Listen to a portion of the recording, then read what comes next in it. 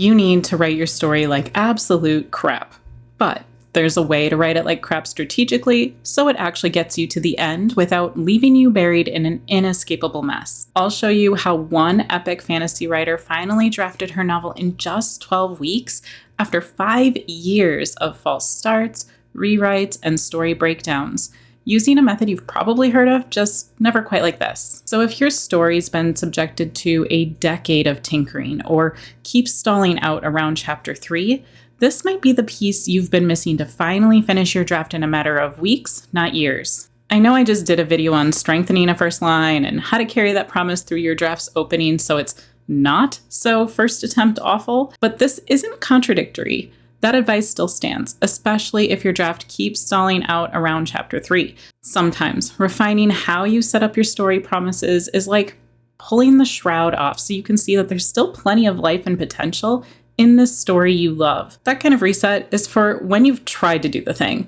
but you need to see the worth in continuing. Or maybe you pushed yourself to the end through sheer force of will, even after realizing you might be telling the wrong story. When what you really need is to get your whole story on the page for the first time, or the right story this time. Now we're not going back to take a look at your opening or refining any other piece. You don't have to get it right the first time. You need permission to move forward in the naturally messy, iterative drafting process. And that means learning to embrace the crap. But doing it strategically, not aimlessly, because a lot of writing advice will tell you just draft it, push through, get to the end, you can fix it later. And in theory, that's great advice, but if you've ever tried that and still couldn't finish the draft as you saw its problems, or did finish it but hated what it became, you know just drafting isn't always enough. Maybe your characters kept wandering off script. Maybe the plot broke down halfway through and you couldn't see how to fix it. Or maybe it felt like you were writing scenes that sounded fine, but they weren't building toward the story you actually want to tell. That's not a sign of failure. That's a sign that your brain didn't have the right kind of support to keep your vision and momentum intact as you drafted. And for a lot of writers, that shows up as procrastination or perfectionism or writer's block. But underneath those labels is a story or drafting process that's not quite working. That's why I'm showing you something like a fast drafting or zero drafting technique, but a version you can use strategically. One that still embraces the mess, but doesn't abandon your story's core. It's a method designed to help you write forward, build momentum, and gives you a foundation you can actually revise from without losing the vision that started this all for you. I call it the spell draft because I'm nothing if not thematic with my instruction of how to work your story magic on readers. And like any good spell, it's a first attempt at conjuring something powerful, a translation of your imagination to the page. And if that's not magic in itself, I don't know what is. It won't be perfect, but it makes your story real and it gives you something to shape, refine, and cast with purpose in revision. So let me show you how one of the authors in my Enchant Your Readers book coaching program used this exact approach after 5 years of rewrites to finally finish her draft in just 12 weeks. Jamie came to me with an epic fantasy novel she'd been carrying in her head for over a decade. She'd worked on it on and off for 5 years, world building, outlining, rewriting, trying to do everything right. But no matter how many times she tried to write it, the draft never captured the story she really wanted to tell. She was a planner, a perfectionist. Every time she came up with something new,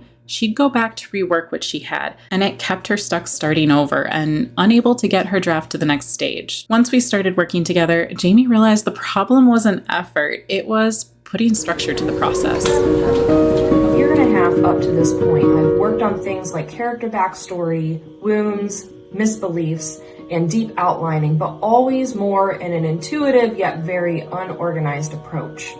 Let me tell you, putting structure to the process helped me out immensely. She didn't yet have the tools or clarity to shape the version of the story that truly lived in her imagination. And when we re-outlined it through my 3 keys framework, she discovered she'd even been telling the story from the wrong character's point of view.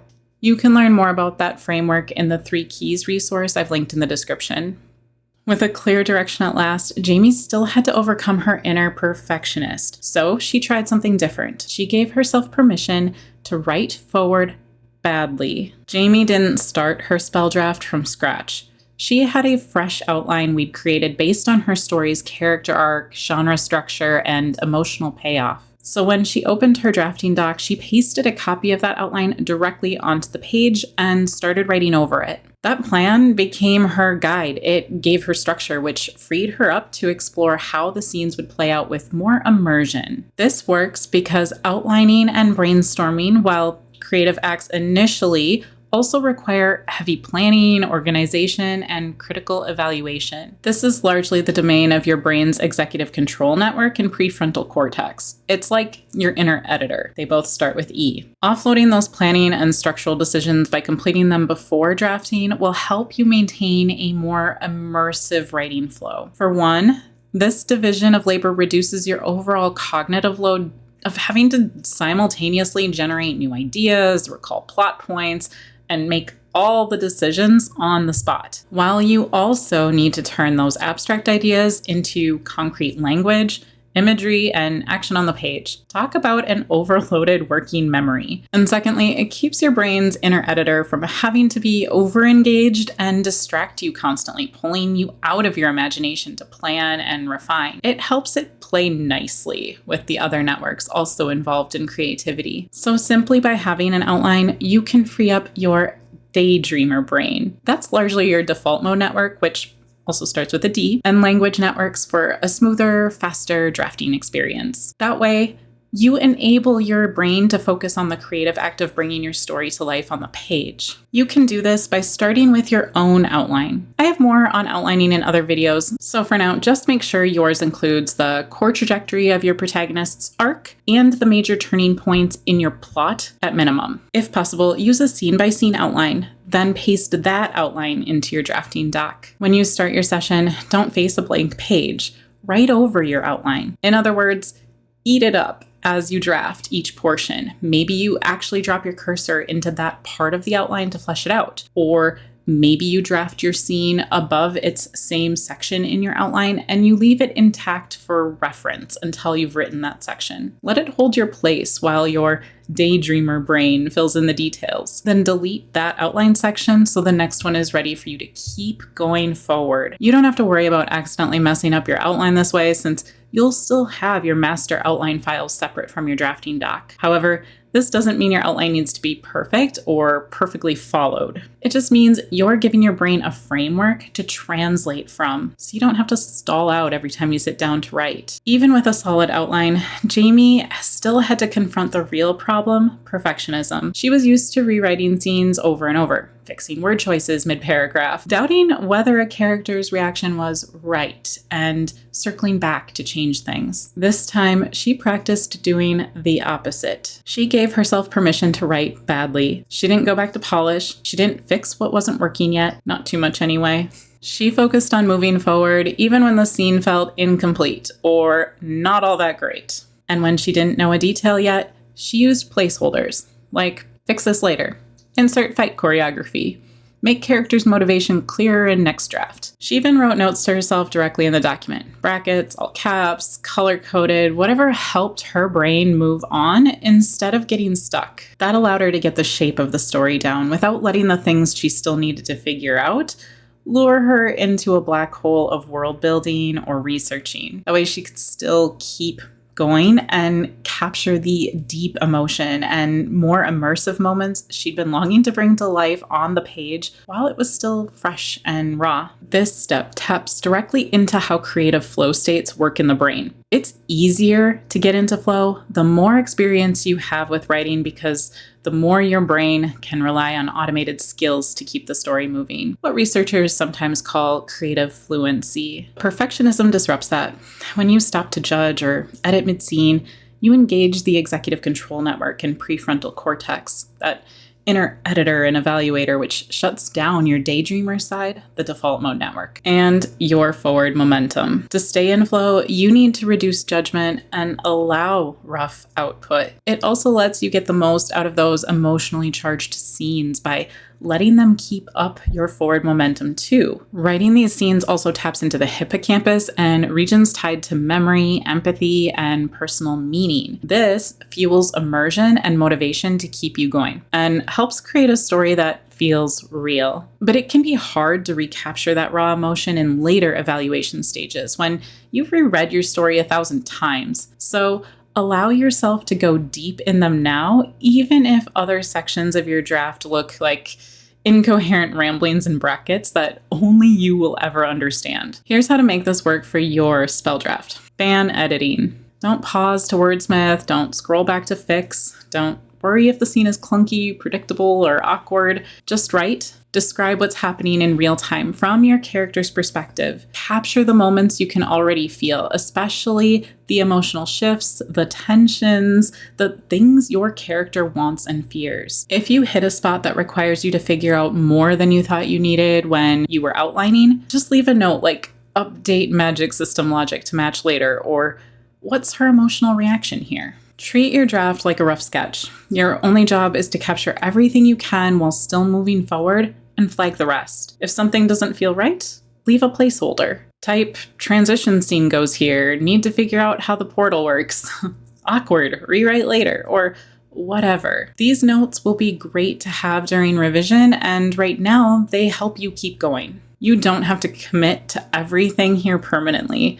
Writing is an iterative process. Get the shape first, the refinement comes later. But as I allowed for Jamie, go back and use your word processor's commenting function if you do need to place a note at some earlier point in your spell draft. I never want to let you risk forgetting something and beating yourself up over some idea you can't remember later. Don't dive back into the paragraphs of earlier writing sessions and get sucked into tweaking and editing, though. Instead of a bracketed note in the midst of the text like you might use while continuing to write forward, just use a separate note function or even record it in a different file or notes app. That way you can still get it out of your head, free up your cognitive space and working memory, and have it at the ready when you need it. So don't stop just because you hit something hard or not figured out yet. Use shorthand notes, brackets, or even write in the second person if it helps, such as, she needs to feel betrayed here. Figure out why later. Trust that you'll come back and fill those gaps with more clarity once the big shape of the story is down. If it helps for your perfectionism,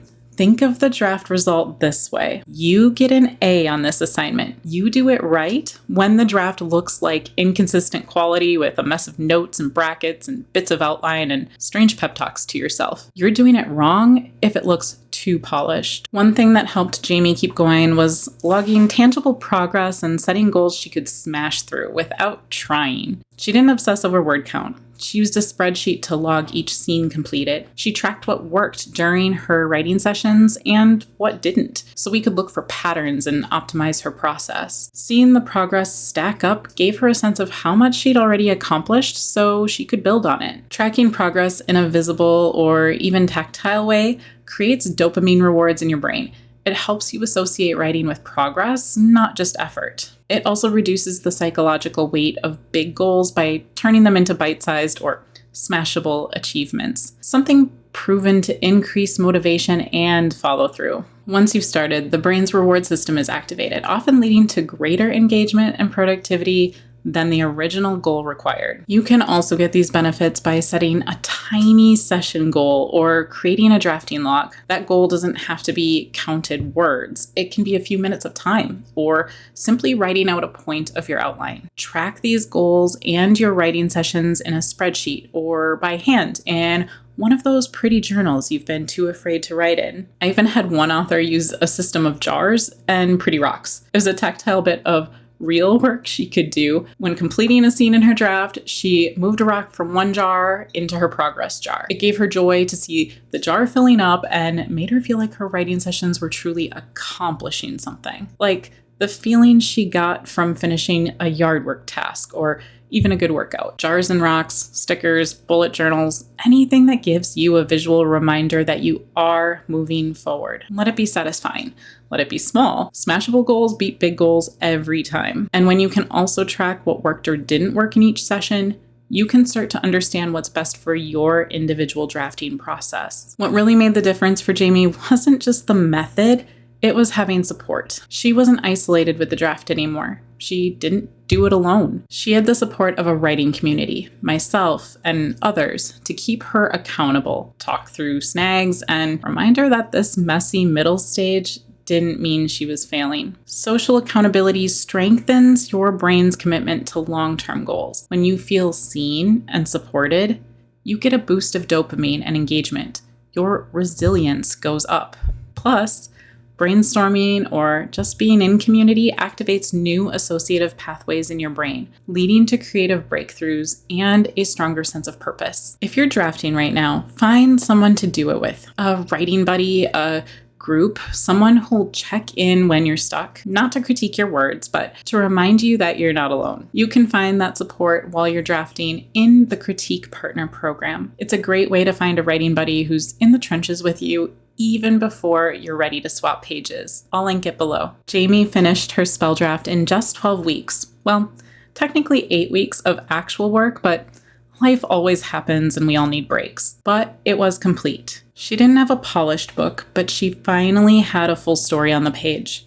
The right story this time. Seeing the full shape of it written out, even messy, helped her understand what it still needed. And because she didn't agonize over every word, she could now make bold revision decisions without worrying she was ruining something she'd already perfected. The spell draft gave her clarity, momentum, and room to experiment and play with its next level of potential. Rather than overwhelming her with a draft so far from what she wanted that it could hardly be used in revision, Jamie's draft made her excited about taking it to that next level. That's the benefit of this method. Not quite the shortcut promised in the term. Fast drafting, perhaps, but a full draft worth revising to finished book. Once you see your story's actual shape, you can make clearer, bolder decisions. Your brain works differently when evaluating a full narrative than when immersing in individual scenes. It's a shift from crafting to curating. You'll revise with so much more confidence when you know what's actually on the page, not